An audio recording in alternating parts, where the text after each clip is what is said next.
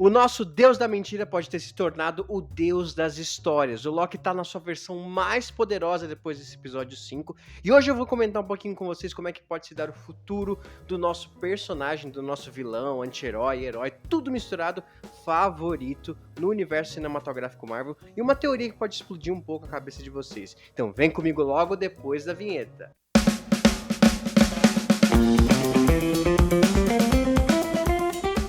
Sejam bem-vindos, nerds, bem-vindos ao Cofre Nerd, eu sou Giovanni Zola e estou aqui para falar sobre a reta final de Loki. Estamos no episódio 5, minha gente. É a nossa penúltima análise do episódio ali da segunda temporada de Loki. Deixe aqui nos comentários se vocês gostaram ou não da série, se vocês gostaram das análises, se vocês curtiram os vídeos, deixe aqui nos comentários, comenta aí com a gente, porque o seu feedback é sempre muito importante, tá? E por isso, por seu feedback ser tão importante, eu peço que você se inscreva aqui no canal. Aperta aqui o botãozinho, se inscreve no canal, ativa o sininho que é logo do lado ali, que você vai receber notificação quando chegar novos vídeos. E também deixa o like nesse vídeo, beleza? O like, ele significa que você está gostando dos nossos conteúdos, que você está gostando do conteúdo que tem aqui no Cofre Nerd, e o que significa que a gente pode também fazer mais, continuar fazendo mais, porque vocês vão estar aqui apoiando a gente. Whatever we do, we're playing God. We are gods. Bom, recapitulando, né, o que aconteceu no episódio 4, o tear temporal explodiu. Como eu tinha previsto desde o começo da segunda temporada, o tear temporal iria explodir, iria ser destruído. Aconteceu. Eu achei que isso ia acontecer no final da segunda temporada, mas não, aconteceu no episódio 4, né? E a TVA ia deixar de existir. O que também aconteceu. A TVA deixou de existir. Ela começou ali a se desintegrar naqueles espaguetes ali. Eu acho que a Marvel tá um pouco viciada em espaguete, né? Porque o Homem-Formiga se desintegrou em espaguete no Quantumania. A Wanda transformou o Reed Richards em espaguete. E agora esse mesmo efeito visual, que eu acho muito legal, muito único, está sendo usado para a desintegração das coisas ali na TVA, graças à destruição do tear temporal. E ali a TVA aparentemente nunca existiu com essa destruição temporal ali, com essa destruição do próprio tempo, tá? Então, as pessoas que estavam ali foram realocadas nas suas vidas originais, ou seja, o Mobius está na sua vida original, o Ouroboros está na sua vida original, a B15 está na sua vida original, o Casey também. Aliás, para quem não entendeu nada da vida do Casey, ele é, na verdade, o Frank Morris, tá? Quem que é o Frank Morris? Ele existiu de verdade aqui no nosso mundo e ele foi um dos caras que fugiu da prisão de Alcatraz em 1962. Isso aconteceu de verdade. Ele acabou falecendo ali, presumidamente lá perto na região de Alcatraz mesmo, né? Mas isso é só mais uma prova de como a Marvel tá se empenhando bastante em colocar todo um escopo especial para Loki, né? Essa informação não é nada muito relevante para a história, além de uma relação ali com o Tempad que o Ouroboros cria no episódio, mas é um escopo muito grande para saber que existiram também variantes de pessoas que podem ter mudado. Talvez o Frank, o evento Nexus dele for não ter saído, né, de Alcatraz, o Casey ali, ou ter sobrevivido, né, à sua fuga de Alcatraz. Quem sabe? Infinitas possibilidades dentro de um multiverso. Enquanto esses personagens eles voltam para suas ramificações e linhas originais, a Sylvie, na verdade, foge, né? Ela foge antes do tear temporal ser destruído. E as pessoas podem até pensar assim, nossa, né, foi um furo de roteiro, por que a Sylvie não voltou para Asgard? Eu pensei nisso mesmo, mas eu lembrei que a Sylvie fugiu antes do tear temporal ser destruído. Ela tem o Tempad do Aquele que Permanece, que ela roubou ali, né? Então ela conseguiu fugir. E o Loki? Por que o Loki não voltou ali para Nova York quando ele pegou o Tesseract ali? Porque o Loki tem o deslize temporal. Lembra do primeiro episódio que ele tentou resolver ali seu deslize temporal? Aconteceu de novo. Esse deslize temporal voltou. E olha como a Marvel está sendo sagaz nessa série. Ela introduziu o deslize temporal no primeiro episódio para depois ele ser importante aqui no final da série. Porque a busca toda do Loki nesse episódio é tentar controlar o seu deslize temporal, porque ele percebe que não é aleatório.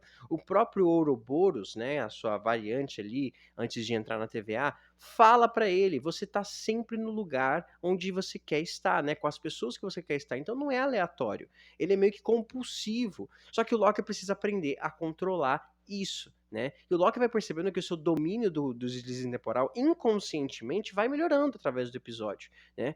Só que antes disso, eles precisavam voltar para a TVA. O Loki tem a missão, seu propósito glorioso ali, de restabelecer a TVA. Por quê? Porque a TVA é a única linha de defesa contra o Kang, contra suas diversas variantes e o Conselho dos Kang, que vai ser uma ameaça lá em Vingadores, a dinastia Kang, beleza? E o Loki, ele tem essa consciência, tá? E toda essa temporada foi em salvar a TVA. Ele vê no futuro, graças ao seu deslize temporal, a destruição da TVA e volta para o passado, né, para o seu presente, certo? Para tentar impedir a destruição da TVA. Então toda essa temporada é toda fechadinha, gente. E isso que uma série deve ser, principalmente uma série dentro de um universo cinematográfico.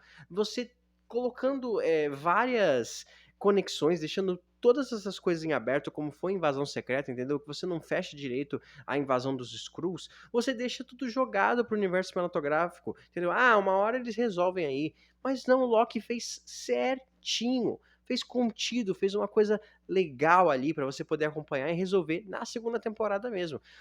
O propósito glorioso do Loki, ele consegue entender depois. E para salvar a TVA, primeiro eles precisam voltar antes do momento da destruição. Mas como voltar a um lugar que não existe mais? E é nessa discussão que a gente entra no título do episódio, ficção barra ciência, ou acho que é ciência barra ficção, em que o Ouroboros e o Loki, eles ficam discutindo ali o que parece mais ficção e o que parece mais ciência. E isso é uma metalinguagem maravilhosa, maravilhosa pra gente, que às vezes nem entende o que o Ouroboros tá conseguindo explicar pra gente ali, não entende porcaria nenhuma de todos aqueles argumentos científicos, de todos aqueles conceitos que ele usa ali, que na verdade são pura ficção científica, mas dentro da série é ciência.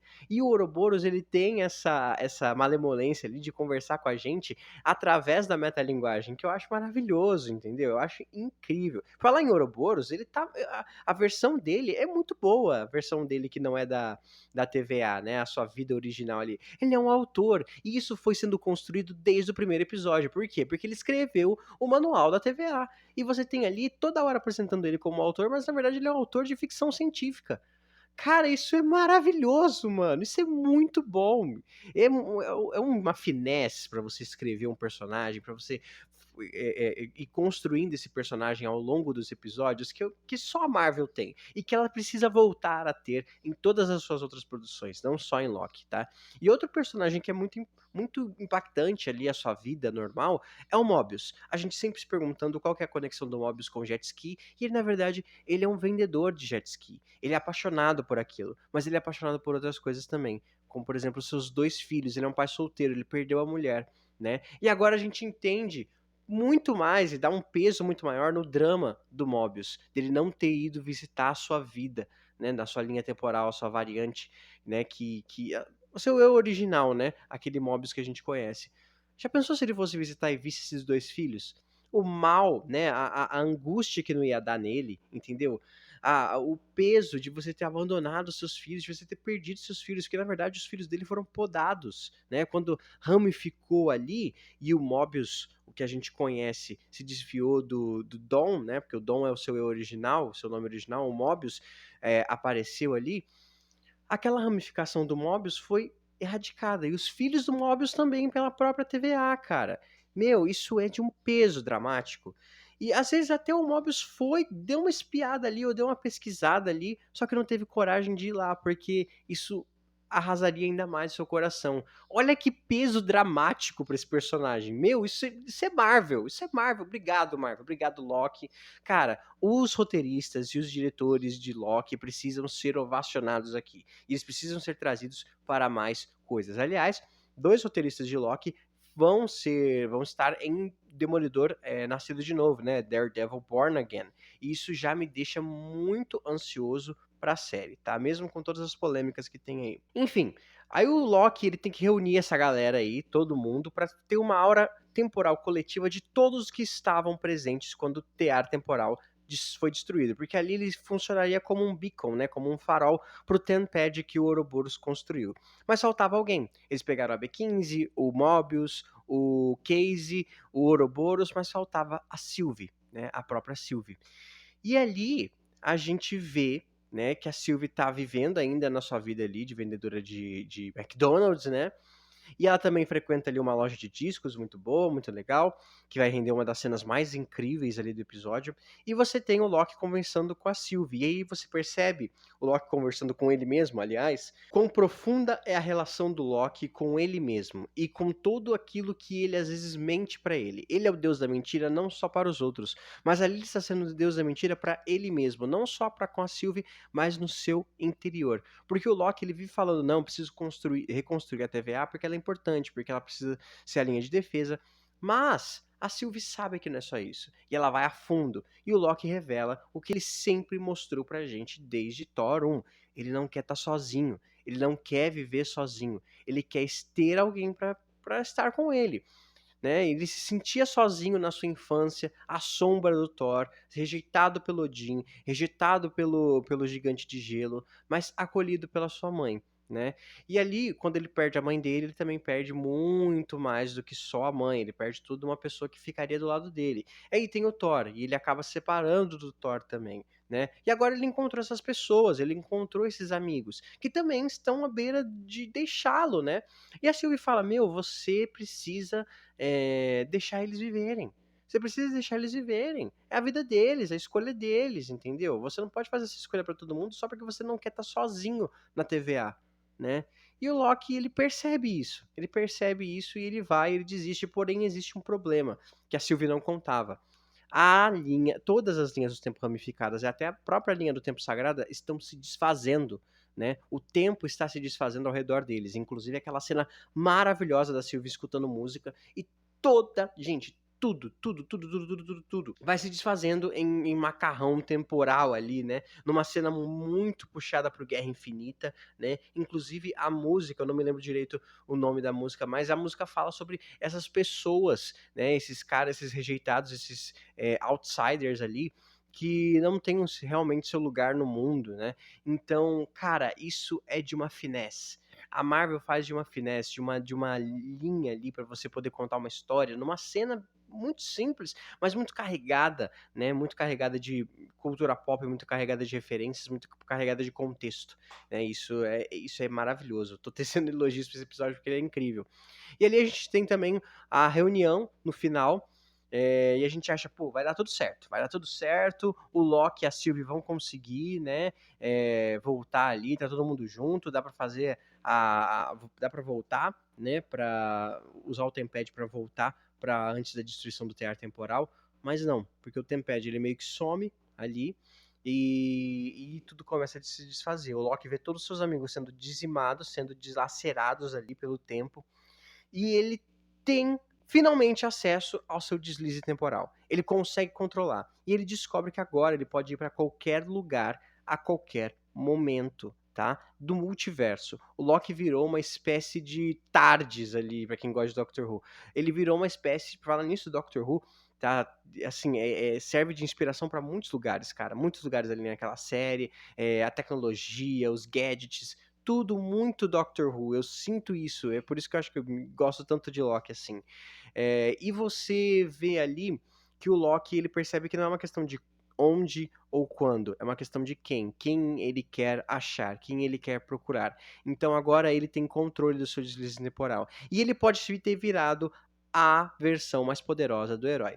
Tá? Por que eu falo isso? Existe um quadrinho aqui, até muito recente, no começo de 2023, que a Marvel soltou, que existe agora uma figura chamada Vingador Prime, né? Vingador Prime, que era um cara que estava sendo responsável pela reunião dos Vingadores ali, tá? E descobrimos nesse final da HQ que o Vingador Prime é, na verdade, o Loki. Um Loki que venceu numa das suas linhas temporais, tá? Mas aí ele descobre qual que é o propósito de ser um Loki. E o propósito de ser um Loki naquele contexto é reunir os Vingadores. O Loki foi o primeiro vilão que os Vingadores se uniram para vencer, lá em tanto nos filmes, tanto nos quadrinhos. Tá? E esse Loki talvez perceba isso. Talvez ele perceba que seja a hora do seu propósito glorioso, reunir os Vingadores para lutar contra o Kang, entendeu? E como ele vai fazer isso? Criando a sua própria TVA.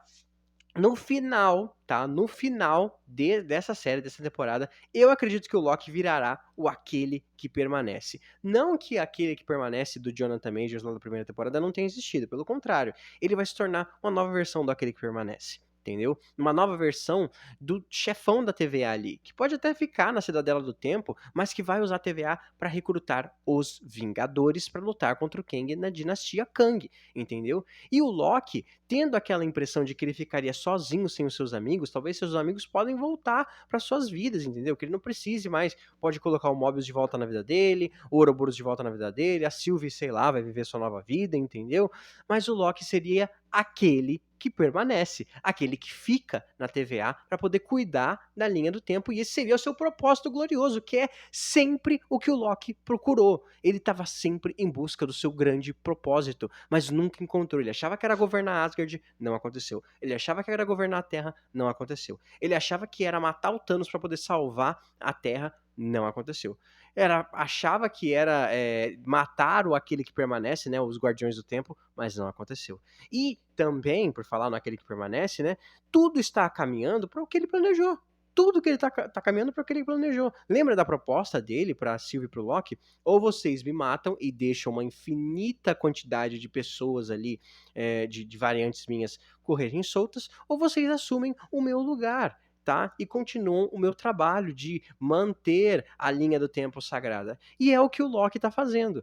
Tudo isso, a senhorita Minutos falou, tudo isso, buscar o Victor Timely, colocar ele ali na TVA, tudo isso foi feito pelas ordens do Aquele que Permanece. Sempre foi um plano, né, envolvendo a Ravonna, envolvendo o Loki.